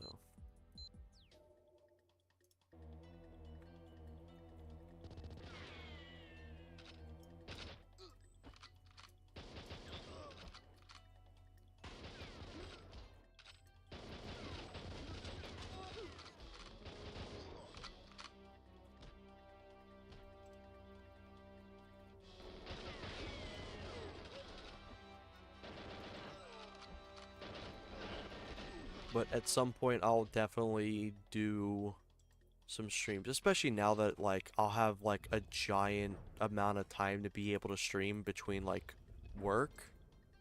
Um, I'll definitely play through mods that I've worked on, or like mods that I've really liked and have been inspired by.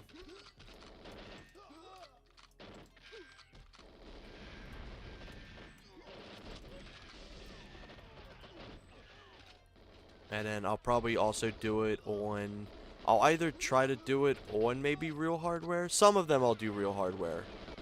Um, and then some of them I'll do 1964, but I'm going to try to do it all with my Nintendo 64 controller. Or I'll try to do it with the 8-bit DOE N64 controller I got, so I can actually get more use out of it.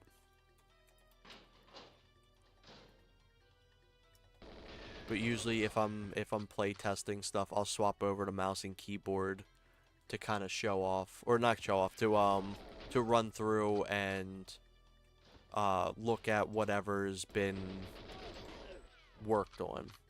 Like with Train was giving me an absolute headache last night for a the Golden Slappers, the Golden Guy, because something interesting is, so when you get a certain distance to Xenia, the train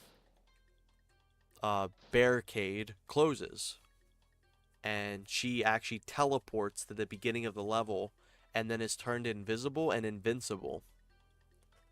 So it's not technically killing her. You'll get there. You'll get there. Okay. So I had her right at the door because obviously you gotta slap her. And because I was in range and I didn't realize it, she just despawns. She just pops out of existence. And when she does that, the timer starts and stuff. So it was like, shit. So I had to go in, walked me through how action blocks work and stuff like that. So I was able to learn what to get rid of. Also, I'm going in circles now. Because it was giving me an absolute headache. Because like I was like, all right, the mods in like its final hour, like there's nothing else I really need to work on except train. Nothing should give me any issues, right? And then Xenia despawns out of nowhere, and because she was despawning, meant you had no time. So I was like, shit.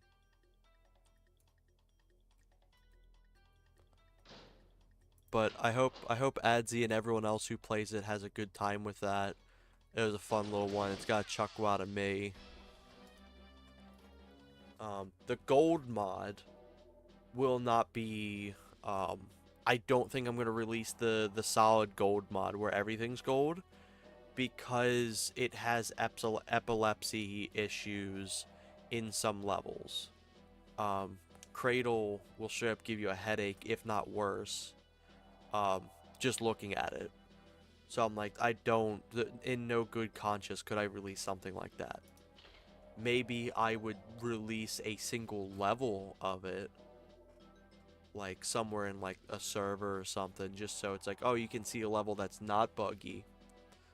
But like, I can't in good conscience release something like that. That's like, that's just an issue waiting to happen. And it's like, I wouldn't want to download a mod that would do something like that to me. So it's like, I don't want to do that to others.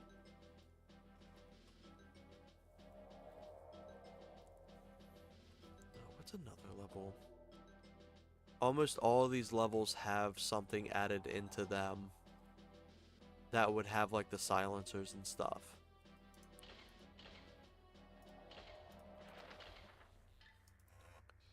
Only Facility has a silencer preloaded on your weapon, because Facility plays entirely differently without a silencer. So I was like, that kind of ruins the original design of the level. So I kept it having a silencer.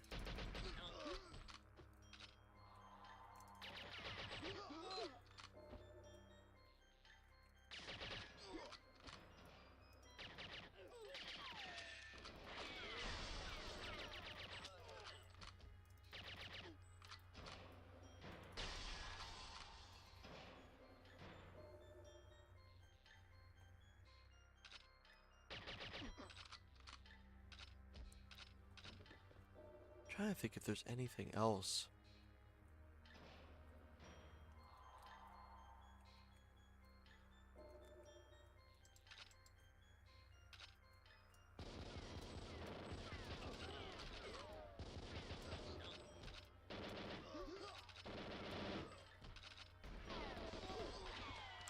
But yeah, regarding your randomized comment, I think you're gonna get a kick out of the upcoming thing Merc's working on.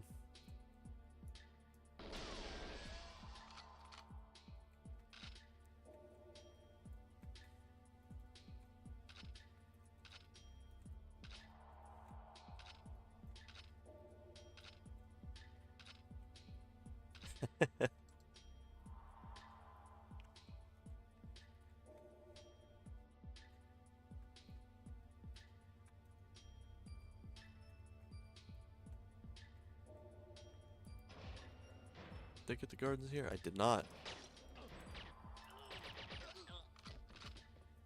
There we go.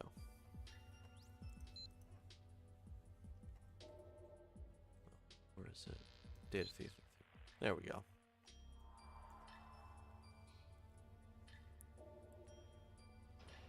So, I think one of my biggest issues, personally, because I was spoiled with Perfect Dark, with Goldeneye, is, the menu, like, having to, like, look at your watch to open up stuff. So, usually my least favorite levels has you opening them a lot, especially, like, Silo. But I would say Bunker 1... Surface I really enjoy. Surface is fun. I've always liked Surface. Surprisingly, I really like Statue. I don't know why. I just think Statue's a lot of fun. I didn't as a kid. I hated that level as a kid, but it's kind of like once you learn, the level design, I just ended up really enjoying it for some reason. Bunker 1's definitely one of my favorite ones, though, because it's just, like, it has, like, the whole, like, going around, either going loud or quiet, mechanics, and, like, the cameras and stuff like that. Frigate's always a lot of fun. Frigate was always the level I remembered most as a kid.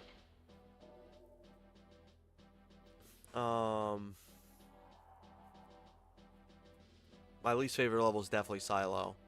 So I'd say Frigate, Surface 1, or Bunker 1 would be my favorite.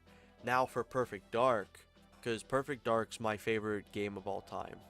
I genuinely love that game to death.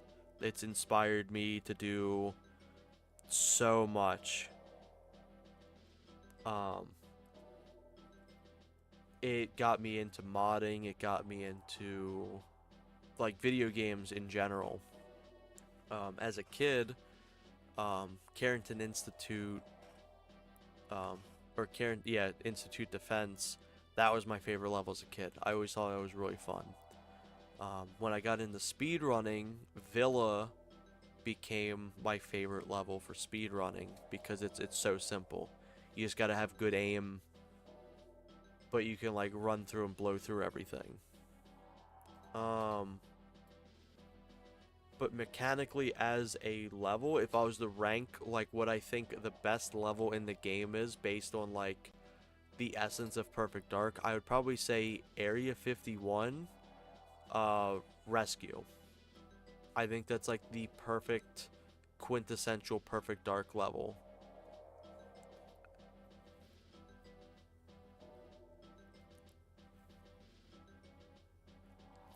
I was never fully a fan of the special missions though in Perfect Dark. Like War is kind of basic. Mayan SOS I love. I like Mayan SOS a lot. I think that one's cool. But I was never a fan of like Mr. Blonde's Revenge and stuff like that.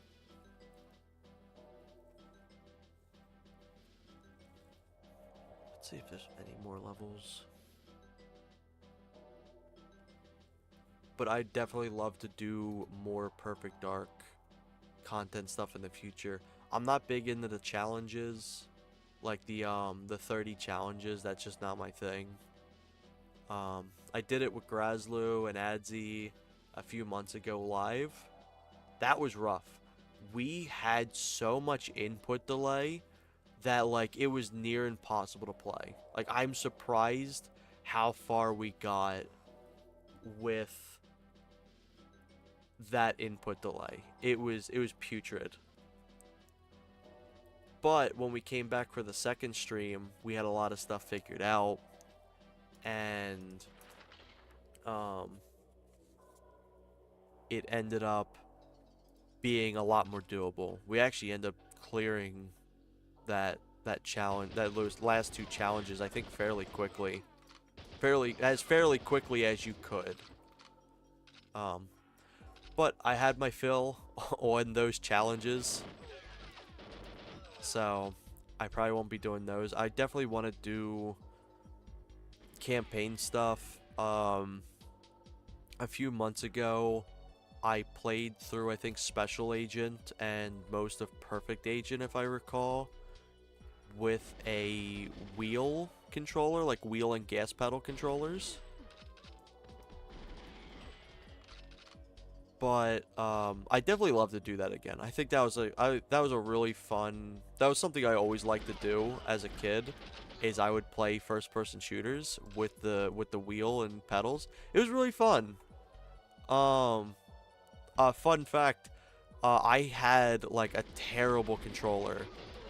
Like I didn't have any like good official first-party N64 controllers because all the ones I had were like over a decade of like wear and tear, so like the joysticks were like worn down, and they were just like they've lived a good life. So I had this really cheap $10 N64 controller, and it was terrible. Like the buttons were sharp, they actively cut your skin using them. And when me and Aries attempted to do a speed run for Goldeneye, I actually used the wheel because I was better at aiming and moving with the wheel than I was with a controller.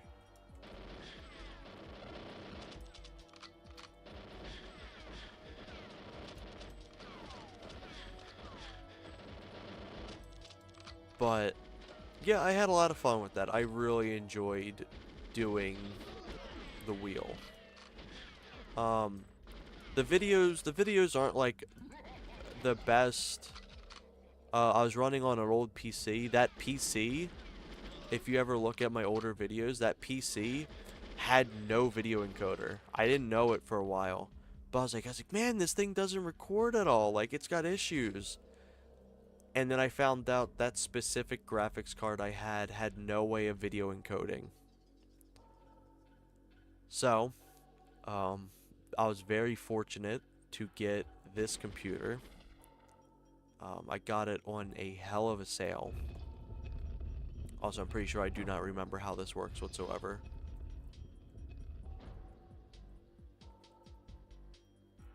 Damn, I got it. Usually I never remember that.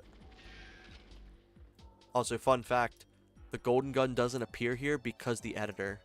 If you edit, I think it's fixed on Footsteps maybe, but no matter what, when you edit on Goldeneye, this won't appear, and the bomb in Frigate won't appear on the control room. It'll appear in the other area, but not on the control room. So that's an interesting little tidbit, in case you're ever wondering.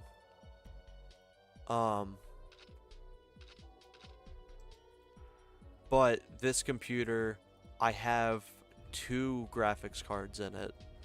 One is exclusively meant for streaming and recording. That way I can stream stuff without having to worry.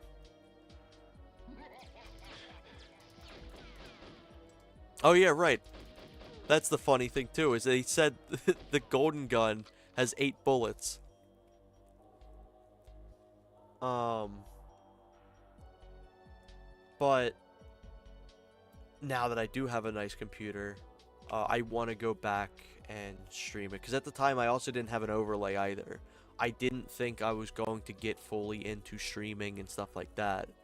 But like Adzi and Merc and others in the community really pushed for me to go forward with streaming stuff. I'd love to do videos. I'd love to do more videos one day.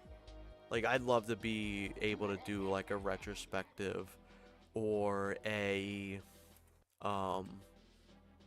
like a thought-provoking video or something like that where I go about, like, oh, here's, like, unique things, or, like, here's unique assets of something, or, like, a retrospect of multiplayer games and stuff like that. I'm not the best literate when it comes to that, but I definitely love to try it sometime. Let's see, what else could I show off? I think that's almost everything. There's a few other things I got working on, but they're not in a good, like, showing condition, or I've already shown them off in the past. So I think I may actually call it here. So, oh, for sure. Like, I'd love to. Like, it's really nice. It's really nice getting to chat with people. It's really nice being able to just get to connect and like hang out and like how like you don't even have to be good to play, like to stream. There's people who are so convinced that you have to be the top dog. You have to be the best when it comes to playing something or like doing something. Just have fun. People are going to come in if you're genuinely here to have fun and you're genuinely here just to like enjoy the game or like enjoy the media that you want to show off. And like I'm not the best. I'm not the best. Like there's some games I'm really good at, but I'm fine with being okay at games. I'm fine with just having fun. I love to be like a variety streamer or like just occasional challenge stuff. But it's like at the end of the day, it's all fun.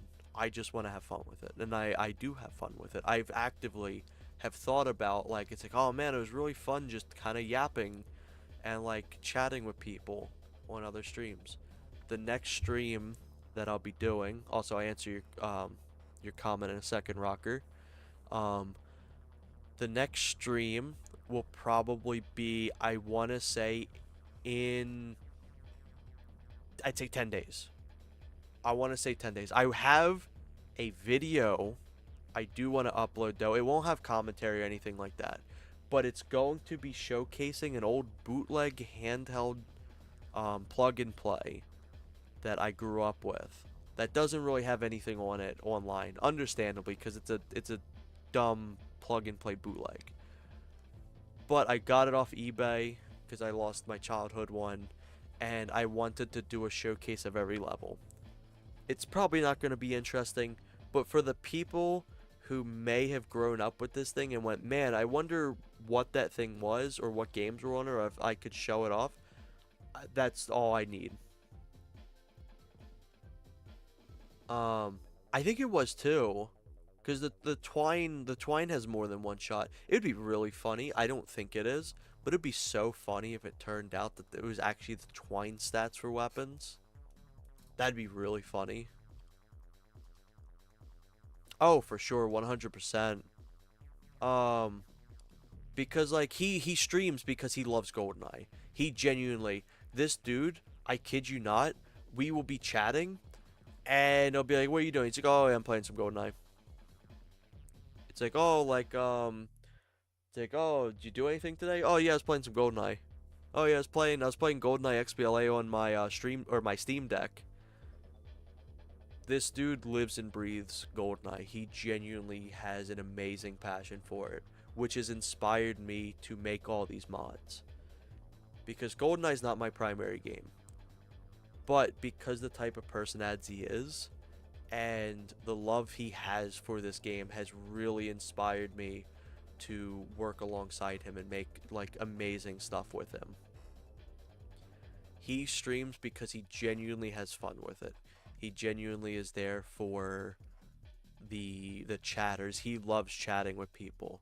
That's why he's always chatting, and he's like he loves being able to just play them and have fun. Now he does love his challenges, don't get me wrong. That man, he does not back down from a challenge. You could give him an unbeatable mod and he'd still find a way to try to beat it. But he genuinely loves interacting with everyone, and he's always doing stuff. He genuinely wants to bring like the community back in the full swing, getting multiplayer stuff set up, getting XBLA popular again, getting GoldenEye Source a classic server, because we have a classic server. We just got to do more stuff with it. Oh yeah, he loves his challenges. That boy, he loves his challenges. Which is it works perfect with me too, because it's like it's easy for me, because at my skill level it's easy for me to make those weapon challenges where it's like, oh yeah, DD44 only. He loves that stuff. It gives him more stuff to stream that like other people wouldn't usually care to stream. It doesn't matter what it is. He's always willing to give, for the most part, like a mod a try or something, because at the end of the day, it's still Goldeneye. You can't really make Goldeneye bad. It would be impressive to see a mod try. It would be impressive to see if there was a mod that specifically made Goldeneye bad. That'd be kind of funny. I guess you could count like the Xbox One version, but like at the end of the day, if you're really into Goldeneye, you're going to have the means to be able to play Goldeneye. It sucks that the Xbox One version is the way it is, but but at the end of the day, it's unfortunate that we got it. The only good side is it may have brought more people into appreciating what Goldeneye is, and maybe they seeked out the older version or like the proper version. But can't do anything about it, unfortunately. It would be kind of funny. There is a way to actually go into the editor and make it harder to see the levels.